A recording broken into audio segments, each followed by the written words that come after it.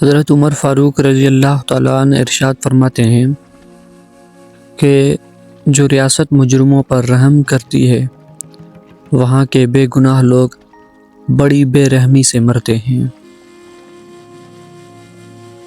غصے کے وقت انسان کے اخلاق کا صحیح سے پتہ لگایا جا سکتا ہے۔ جس نے رب کے لیے جھکنا سیکھ لیا وہی علم حکمت والا ہے، کیونکہ علم کی پہچان عاجزی ہے اور جاہل کی پہچان تکبر ہے۔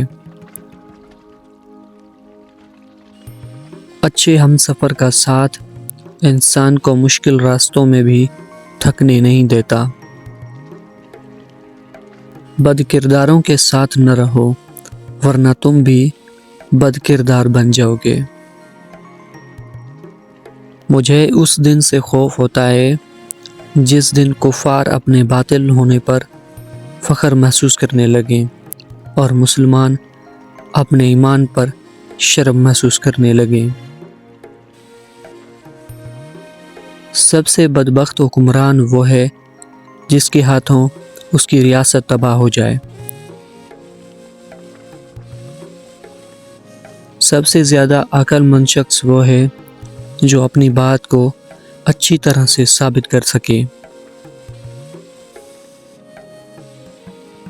تم جس سے نفرت کرتے ہو اس سے ہوشیار ہی رہو۔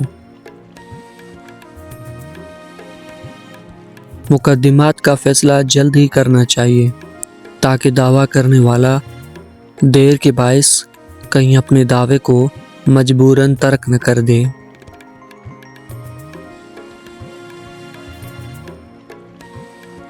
جو شخص برائی سے آگاہ نہیں وہ ضرور اس میں گرفتار ہوگا۔ جو آدمی زیادہ ہنستا ہے اتنا ہی اس کا روب کم ہونے لگتا ہے۔ کم کھانے میں صحت ہے، کم بولنے میں سمجھداری اور کم سونا عبادت ہے۔ افضل جنتی کا مرتبہ یہ ہوگا کہ وہ روزانہ 2 مرتبہ اللہ پاک کا دیدار کرے گا۔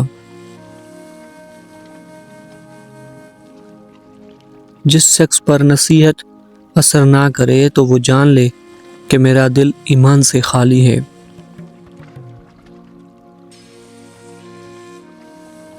اچھے لوگوں کو آزمانے کی کوشش نہ کرنا۔ اچھے لوگوں کی مثال ہیرے جیسی ہے، جب تم انہیں ٹھوکر مارو گے تو وہ ٹوٹیں گے نہیں لیکن پھسل کر تمہاری زندگی سے دور چلے جائیں گے۔